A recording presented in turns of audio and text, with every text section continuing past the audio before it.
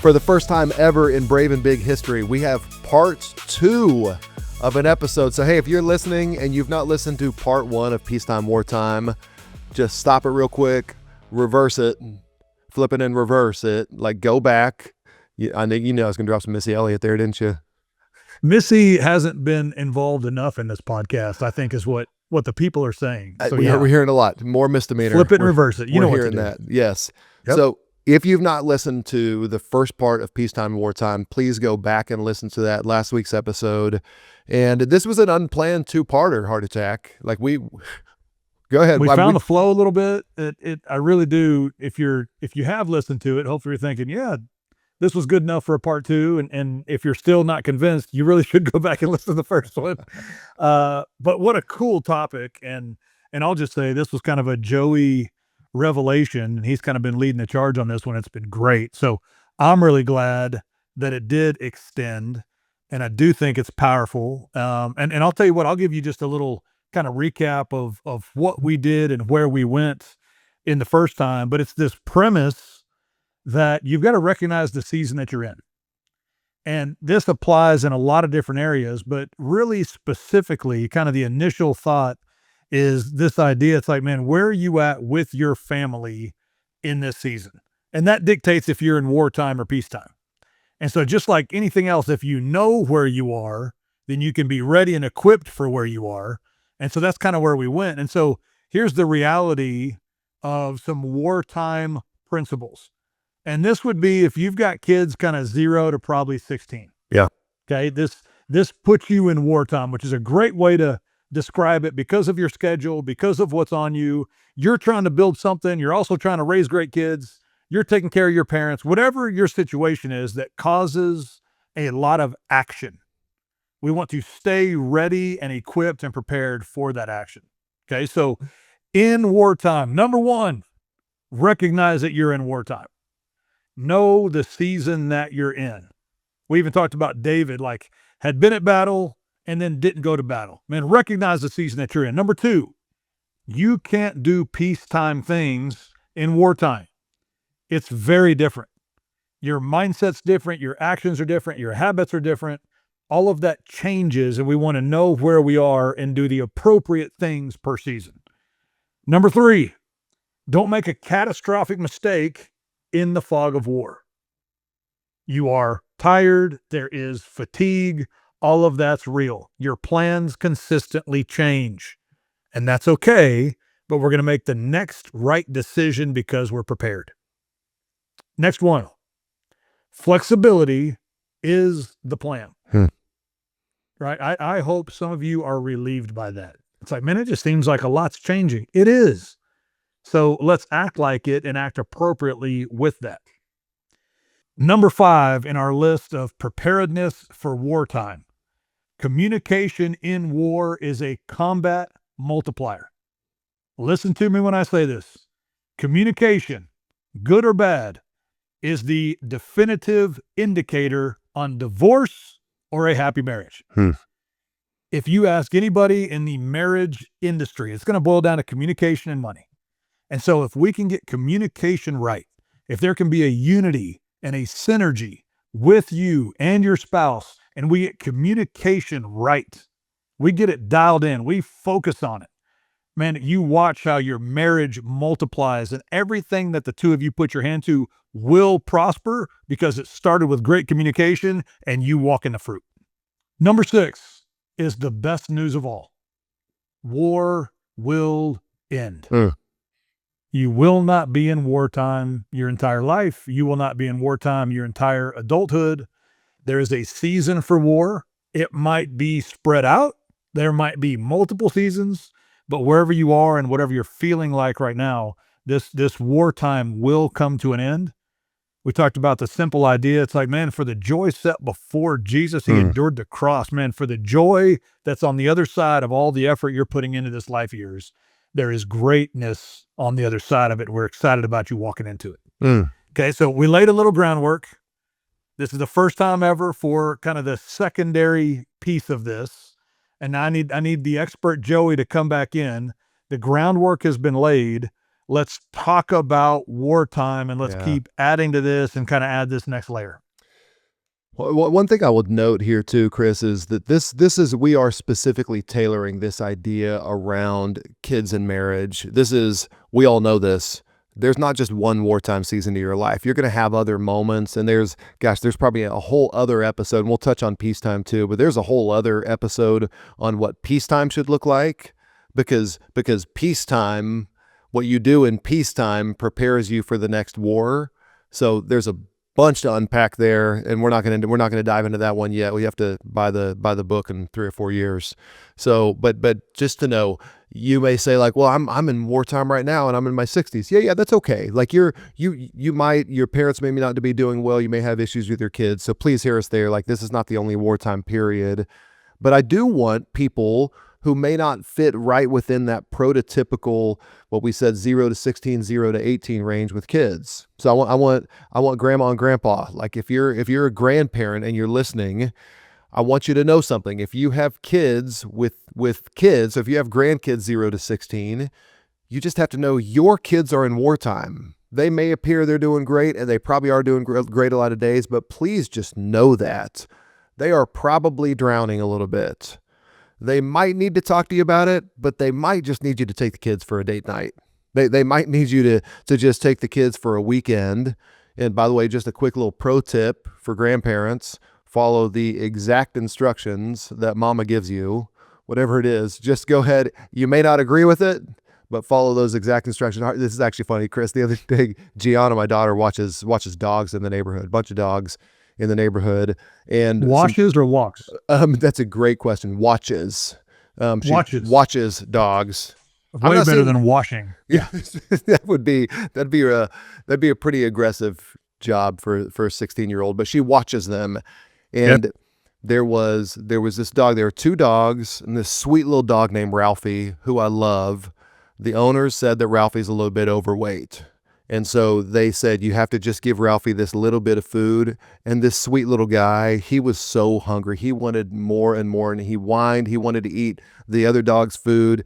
And I was talking to Kristen about it. She said, Joey, this is your preparation for being a grandpa. This is what's going to happen. You're going to get some instruction from Gianna or Harrison's wife, or Gianna's husband, that you're not going to like, you're not going to agree with it. And as long as it's not actually hurting the child or immoral or unethical or illegal, you have to listen to it. That's a long, and it was like, oh crap, like that's maybe a little bit harder than I thought it was. That's a long way to say, grandma, grandpa, your kids are in wartime. You just have to know it. So be thinking, how can I give them some relief in the wartime? What are the practical things? Chris, you said it in the last episode on communication, tailoring your communication back to the way the person receives it. So grandma, grandpa, you may have to think through some ways. What's the best way that your son or daughter, or your son-in-law or daughter-in-law, what's the way that they receive help? What do they actually need right then? And it may require you to be a little bit perceptive. They require you to communicate a little bit more. So this is how it applies to you, and I believe that's super important. The other thing, how about people who are, how about your pre-wartime? Let's say you just got married. Let's say you're engaged. Let's say that you don't have kids yet, but you're looking towards the future. What are the structures right now that you can be setting up to prepare you for wartime? We're going to get into a bunch of those, and I actually think, Chris, correct me if I'm wrong, I actually think what we're about to talk about is probably a lot of that.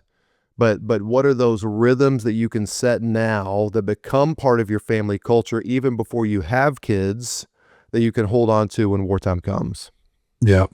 Man, I love that idea.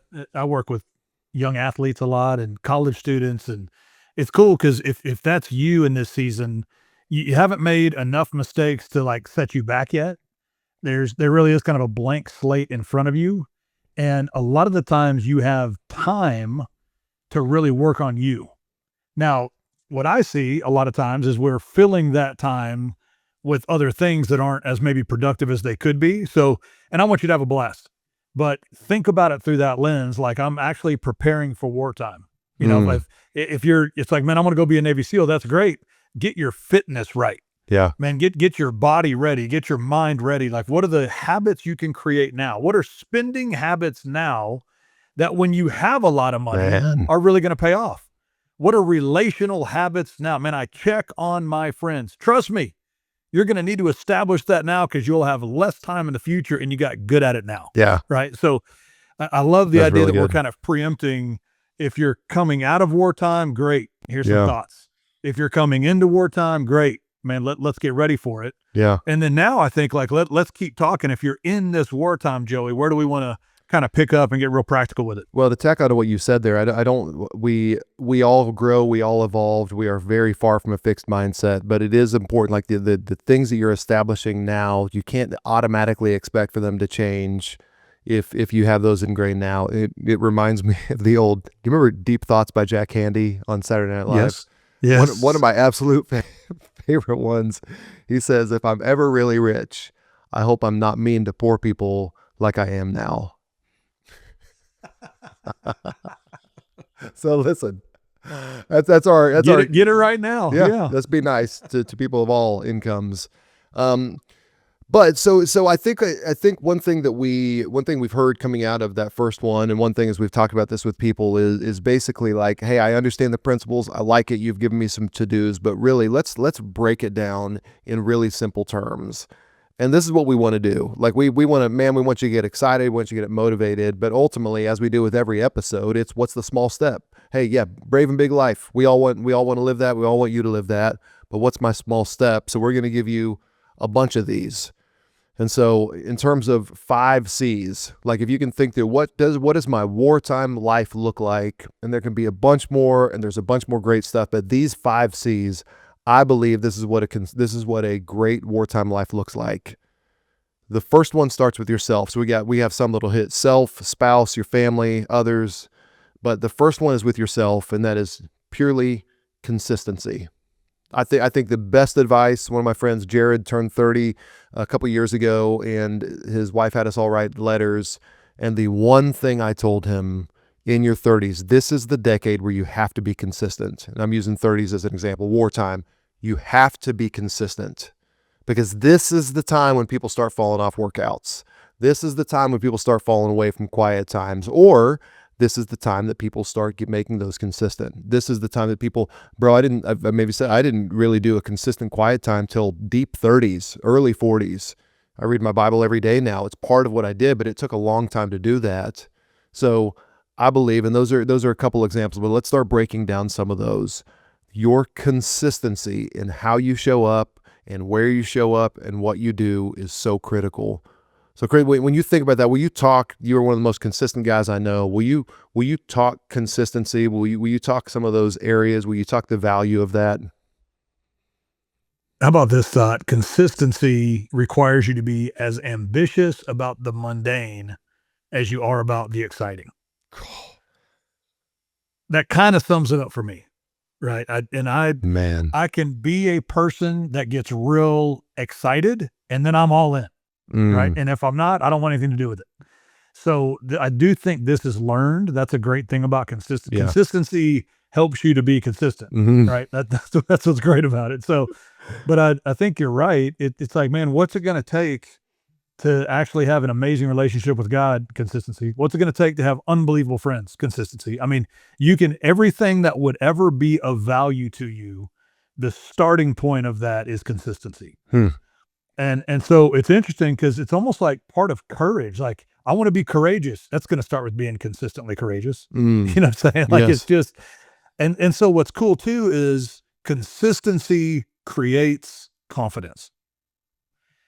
And that's, man, if we're going to be in wartime, I mean, if we're going to battle, if we're doing the hard things, if we're choosing hard on a daily basis, I need you to be courageous and I need you to be confident. And both of those things start with consistency. And it's kind of like you're building your character right now too. Yeah. Your character is being revealed in the wartime. And so I say that because it's like consistency is the foundation of trust. I mean, Joey, I can trust you because you're consistent. My wife could trust me. I'm not perfect, but man, I try to be consistent and steady. If I say I'm going to do it, I do it. Our kids know that. Man. Right?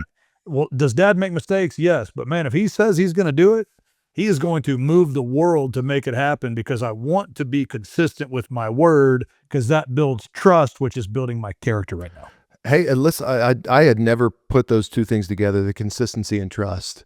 And when someone doesn't trust you because you've been inconsistent, they're not punishing you. This is just a natural subconscious, like, of course. It's not like someone's being mean to you or they're getting on to you. It's just like that's the natural result of a lack of consistency, is you have a lack of trust as well. So let's hit some of these categories. I want to go 2 categories on consistency. I want to go consistent categories that require consistency, and then categories where we see people embedding consistent things that shouldn't be there. We're going to go into some of that on the last one, but like, what have you seen people in this season of life becoming consistent on that they shouldn't, and what are some areas where we should be consistent? Man, we talked about another bad C word on the last episode, Yeah. which is comfort. Yeah. Right? You thought I was going to say cake. It's like, no, cake. I like cake, but it's not great Cake's for pretty you. delicious. Yeah, but comfort. Yeah. I see people becoming consistent in the pursuit of comfort. Come on, son. Well, so think about this season of your life, man. You're getting after it. You're building a business. You're doing good things. It's great. It's the fruit of wartime. But just because now, you've got a house that you're kind of proud of, and man, your wife drives a cool car, and that is not a time to be consistently comfortable. Man, that's the time. That's where I want to be uncomfortable. That's what I want to live this life of faith. God, I know there's a lot going on, but man, what's the next thing you're calling me to get in faith about? What are you believing God for right now, that if he doesn't come through, it can't happen? Right? Let's not get consistently comfortable. Yeah. Let's look at it and say, I'm going to be consistently challenged and consistently in a place of trust and faith with God, not the other way around. Hey, that idea around the pursuit of comfort, I don't have quite the words for it, but thinking about it is that the default setting is a pursuit of comfort. Like, it's almost like you like fall into comfort. Like, but you, unless you're actually pursuing discomfort, I actually think you have to pursue sacrifice and discomfort. Sacrifice is putting to death something that's smaller than the end result. So you don't have a piece of cake because you want something that's greater than that. You wouldn't sacrifice something if it weren't for a greater good. So when I think about some of these, like, hey, quiet time, that's a sacrifice, but that's something that needs your consistency. Your workouts, and please don't overcomplicate. We're talking walks, and we're talking like just daily activity that requires it.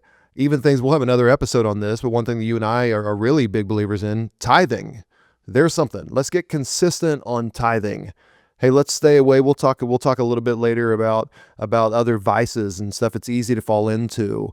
But I do love this idea that the default setting is going to be a pursuit of comfort, which means we have to combat that with a true pursuit of discomfort and sacrifice. Well, and remember too, pride is always going to pursue comfort. Man. Because pride is saying that I deserve this, which equals comfort. Right? So pride in wartime is saying you worked hard during the day. What you deserve is to sit on the couch and not have to entertain the kids. Well, let's just call it what it is. It's more comfortable. It's pride. Pride says you deserve that.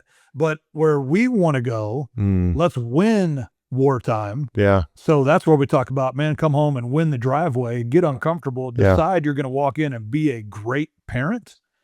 The last thing you want to do is go jump on the trampoline. Man, my girls were young, and it's like, Dad, do you want to put on a princess dress and go jump outside? It's like, man, I'll tell you, it's not my top 1,000 things I want to do, but I'll give you a yes, because someday on a podcast, I'm gonna let people know I did it. You know what I mean? But That's the reality of it. It was the hardest choice is to go do what you don't want to do, which might be the best thing for your kids.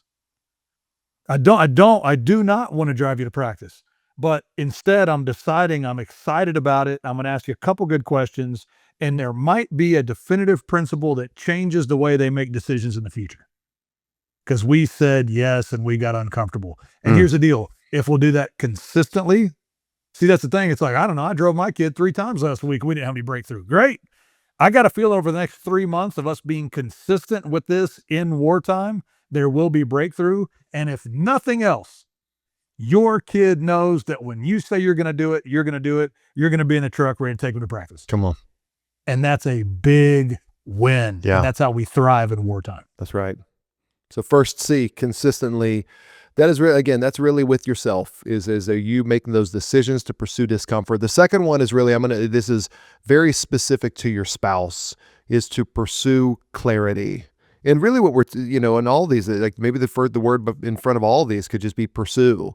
Because are you going to be perfectly consistent? No. But can you pursue consistency? Yes. Are you going to be perfectly clear with your spouse? No. But can you pursue clarity? So pursuing clarity here, and this goes back to communication, go back to last week to talk about this. But the goal, let's not forget, it says that you want to create a shared understanding that supports action. It's from the Army Field Manual. So you have to fight to be on the same page with your spouse, not just on small things, but on big things. Not just on big things, but on small things. And I will tell you, buddy, it is a fight. And that's because I'm reading a book right now. I think it's called How to Know a Person by David Brooks. It's a great book, but he talks about perspective. He talks about the way that everybody individually sees the world different because it's totally shaped by all of our experiences and our predispositions. And so you and I, or you and Molly, or Kristen and I, we can walk into a room and it looks completely different. You and I walk into a room full of people and we get excited. We get adrenaline going. Kristen sees that and she looks at which corner she's going to first, or who's the one person she can go have a one-on-one talk with, where you and I want to know everybody's name. And it's just because we see things differently. So when I say, we're saying it's like, yeah, no, duh, you get clarity with your spouse. No. It's a fight. You're going to have to fight for clarity. You're going to have to, this is one of the hardest things I believe, Chris, that anybody can do. You're going to have to do everything you can to try to understand the way they see the world. You may not agree with it, but there's nothing you can do. It is a non-starter until you have gotten as close as you can to understanding how they see the world. And then you can figure out what to do with it. But it all begins with that, which obviously, back to, oh, interesting, this is uncomfortable. Oh, interesting, this is not a pursuit of comfort. Comfort is just seeing things the way you want to see them. So talk about that a little bit. The fight, and using that word specifically, that fight for clarity with your spouse. Well, how about this? Clarity is power and confusion is expensive. Okay, so I'm going to fight for clarity because, man, a lot of times I can't afford the confusion that comes from a lack of clarity. Man, there's a toll to pay for confusion in your marriage. Wow. There's a toll to pay when your kids are confused about the culture of your home. Right? I want to be clear on that. I want to be clear. I want to fight for clarity so that I can be clear on our expectations and how we roll and how we operate. And what I know to be true is if we'll fight for clarity, then momentum follows. Yes. Man, when I'm clear, when a team is clear, this is our objective. And I'm not just saying, hey, the goal is to win a Super Bowl. I'm talking about clarity on this play. That right tackle has to move that defensive end, and the guard's going to pull around. And if there's complete clarity on how to execute, we can go score on this play. And then if we'll do that consistently, then that's going to win games, and that's how we go win a championship.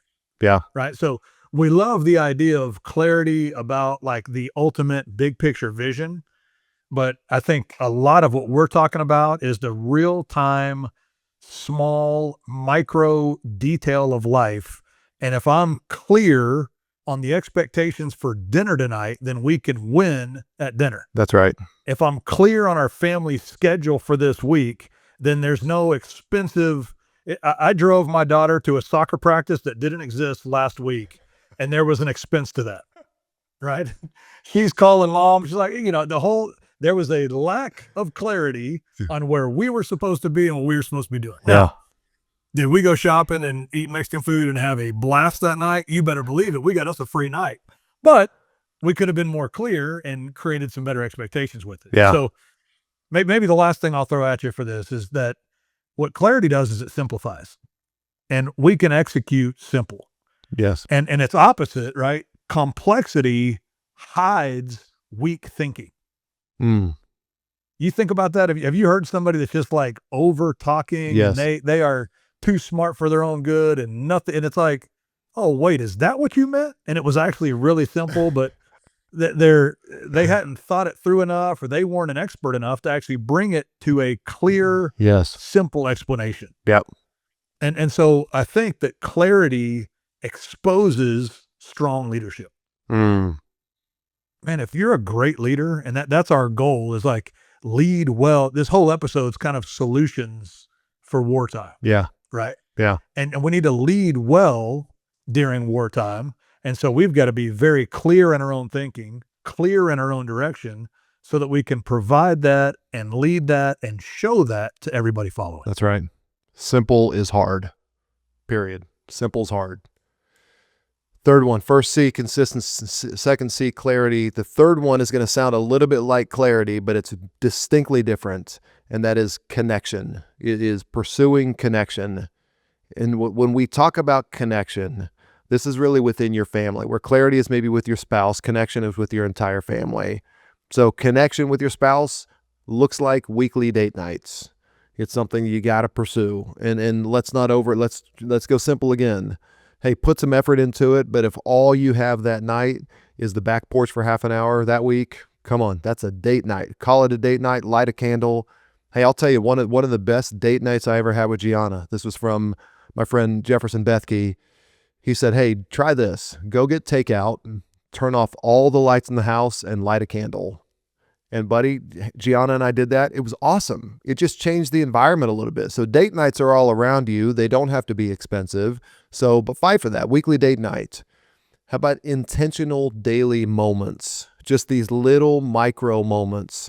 Last night, Gianna and I could have Kristen was at a small group. Harrison was out with some friends. So Gianna and I had the night, and we could have very easily sat down and watched TV, but instead we played rummy for 2 hours. One-on-one, not to brag, totally crushed her. Did you really? Dominated. No hold up. You know what I mean? Play like Wow. a champion, son. Like she's not going to win. But we had a great time playing rummy together. How about this small focus time with your kids? How about these moments on connection? How about this idea of eyes on eyes? How about, hey, it's not, when someone's talking to me, my phone is absolutely gone. It's just gone from the situation. Throw it on the couch, put it in a drawer. We've talked about this on technology. But what about fighting for those phone-free moments? We have friends. I have a friend who's going through a hard time in his marriage a couple of years ago, and I said, hey, I'm willing to bet something. My bet is that 50% of your problems in marriage would be solved if you just put your phone away from 6 o'clock to 9 o'clock. And he said, no way. He goes, probably 70%. He knew it. And it's simply that. So that fight, that pursuit of connection, and again, what I love that, Chris, that you said is, especially in the fog of war, it's probably hard to make 5-year plans, 10-year plans at times. You can make 5-minute plans. You can make 10-minute plans. So let's fight for simple. Let's fight for the immediate, because all those immediate, the culmination of all those things becomes your future. So this quest, this pursuit, this fight for connection. I think you'll like this. The speed of the leader is the speed of the team, but the strength of the team is found in its connection. Man. It's kind of that whole idea. It's like, you want to go fast, go alone. You want to go far, go together. Right? So good. Man, I want my family to go far. Yeah. You know what I mean? I want my friends to go far. Right? So this idea of connection, and I can't help but think, Joey, like connection creates influence. Yes. Right? And so, and what connection requires is our focus. That's what I hear you saying. It's like, hey, you put your phone down and give me a little eye-to-eye action, and all of a sudden, then I can unleash my focus, and where there's focus, there's authority. Yes. So listen, we want to win in wartime. There's a lot going on in your life. Fight for connection. That's what I like. Again, we could either pursue this, we can fight for this. Yeah. That's the reality. There's a verb to each of these that requires our action. Yeah. But if I can connect then I can influence. And if I can influence, then I can impact. Mm. And that's what we're going for, man. I want to Yeah. impact these kids. I want to impact the people that I get to work with. I want to impact the other men in my church. Mm. You know what I'm saying? But I've got to be recognizing the moments. And you know this, connection just requires intentionality. That's it. And we talked about this. It's like, let's get in the habit. Let's create a culture of our lives. How we do things is we check on people. I have specific times. I am led by my calendar. I have to be. And I have notes in there on people to check on throughout the week. I have a note in there on Tuesday. Don't tell her, but Tuesdays at 2:00, I text Molly just so that I don't forget to text, like, checking on you, love you, you are fantastic, gonna kiss you later, right? Yeah. I think she's probably on to me now. She knows it's in the calendar. We share a calendar. But the reality is, it's like, man, those things are in there as notes to connect so that it's part of the life that we're living. I think Andy Stanley says this about generosity. He says that real generosity is planned generosity. Yes. So it's not just getting excited and giving towards something. It's like, no, we made this our lifestyle. Real love is planned love. You plan that, I want to make sure it's so important to me that I can't miss it, that it's going to end up in my calendar. So super important. The fourth one is really with others. So consistency is with yourself, clarity for your spouse, connection for your family, community with others. That's the fourth one, community with others. These life-giving friendships, we've talked about this a bunch, Chris. We've talked about covenant friendship. We've talked about, how that makes you invincible. We talk about the people you surround yourself with. But I would love to, and by the way, we all know the benefits, but I thought about one this morning. I did a workout with one of my best friends, Heath Wilson. You know Heath very well. Heath and I had been, we worked out at his gym for 8 months very consistently, and we are in the best shape we've been in a long time. And I said to him, I was like, isn't it interesting that our community, our friendship led to physical results? Isn't that interesting? Ooh, that you have, yes. it's the cascading effect of, you're in community and you become better in a lot of areas. Heath texts me in the mornings after he sends me a check mark when he finishes his quiet time. So it's happening spiritually. So all of this, but I believe, especially in wartime, man, of course you don't have time for community. No way. Of course you don't, but you have to make it. Where can you have to, please go get involved at church. Please go volunteer at church. Please go, they got childcare probably, so that's a good thing. Like, please get involved in a small group. Please have life-giving friendships. We talked about it before. This post that we put on our Instagram on the happiness uptick from one friendship a week, talking to the same person once a week, is $150,000, the equivalent of $150,000 raise. There's value to this in your happiness, in your physical, in your spiritual. And so I'd love to hear, I know people hear this. Will you dumb this down for somebody listening? Oh, go chase community, pursue community. Great idea, Joey. What does this look like? How can somebody right now listening who may feel like they're in wartime, how can they go pursue, chase community? I just think you've got to come to that initial recognition that isolation is the killer. And what we're naturally going to feel, what our flesh is going to pursue is isolation, because again, there's some comfort there. And we could almost package it like, well, if I can go get isolated, I can get more done, and I'm getting more done for my family. And I just think that's a lie that we cannot and will not buy into. The reality is, for us to stay healthy, for us to stay sharp, we have to be in community. Yeah. My life is a result of community. I wouldn't trade my life with anybody, and that's mostly because of the community that's around us. And what community does is give you that confidence that no matter what, you will eventually win. Yeah. It might not feel like a dub today. Today was a hard day, but that's what community is great for, is it catches you wherever you are and gets you to that next place that you need to go. My flow at our church is everything. We're there multiple times a week. It's not convenient. We still do Wednesday night services. We've had kids not be able to be on certain sports teams because it conflicted with Wednesday nights. And we made that choice in pursuit of community. Yeah. Because we recognize the power of it. And it's shocking. A lot of the times, man, somebody will give me a great word. It's like, man, I needed that. Most of the time, Hmm. I show up and it's my time to pour out and like contribute Yeah. and give. And that keeps me healthy in the midst of having to pour out in so many other areas. So I think that's some of the power of community. And I kind of use that example of like skipping a team because Yeah. that there's some sacrifice to community. There is some effort to it. There's some protected time. It is easier to go to the lake on Sunday than go to church. I get it. And I love the lake. But I also love the idea of going to the lake and saying, hey, you know what we do? We come home on Saturday nights so we can get up and go on Sunday. That's right. Yep. There's something to it. There's something about being in person, being in a small group, being hooked up. Man, Molly is real involved with school PTO. There's a community there. They help each other. They care about each other. They're building the school, and they're better for it. It's good. Number 5, Chris, I'm gonna drop a word on you that we don't use a lot. This is number 5. When you are in wartime, this is what a wartime life needs to look like, and it is a life of culling. culling, of culling. There are things in your life in wartime that don't belong in wartime. There are things, now it may be a season, it may be forever, but there are things in your life that don't belong in wartime.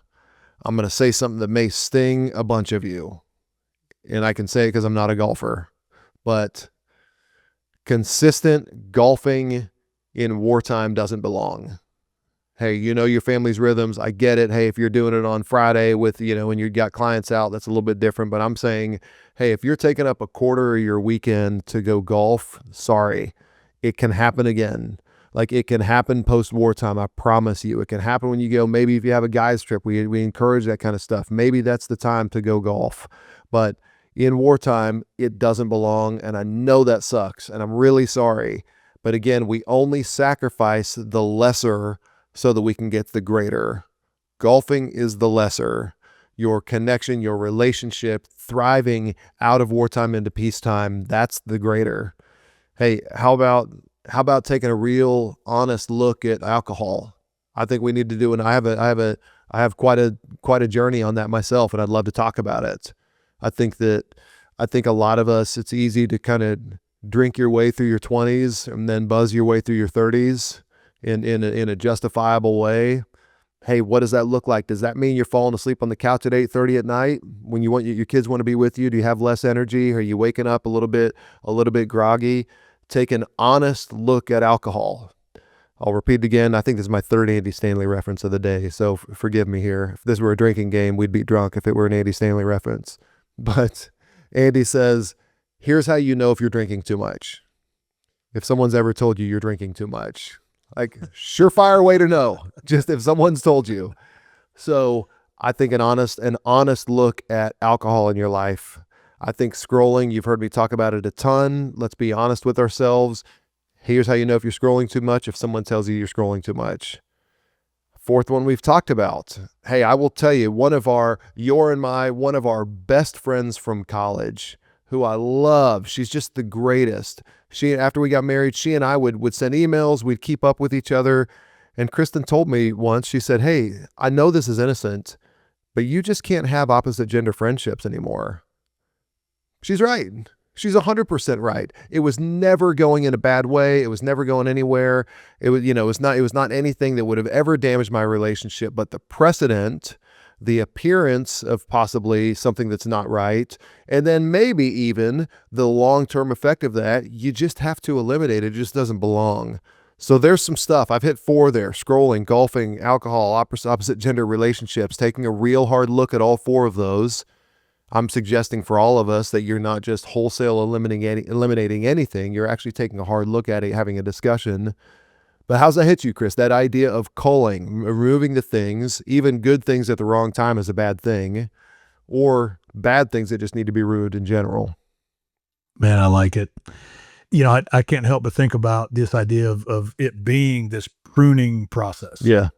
And I've got to eliminate some things so that I can go where I haven't gone before. Right? The word talks about like freeing yourself from weight or sin that easily entangles and could slow you down. Man, we're in wartime. We're moving. We have to be light. We have to be active and ready to respond and ready to initiate. Right? So I think about it. We went here on the original episode just a little bit, but I had a friend that had been drinking, realized it, got a call from his son, and was not in a position to actually go help his son. Wow. And so I think about that. It's like, dude, it's wartime. I want to be ready for that call. I want to be ready to respond. And so, man, I want to be ready to be above reproach when it comes to the opposite sex. I want to be, I like what you're saying, man. I could be scrolling, or I could be reading. I could be scrolling, or I could be interacting. Right. So it's just fascinating to think about, like, living a life, especially in this kind of a season where pruning is prevalent. I mean, there's a culling to our life where it's just like, listen, I'm just removing anything that would slow me down, hinder me, or isn't advancing the mission. Yeah. Right. The mission's our family right now. Man, for somebody, the mission's building that business. The mission's being involved in the church. Like, there's things that we're supposed to be doing. And then there's always going to be plenty of distracting opportunity.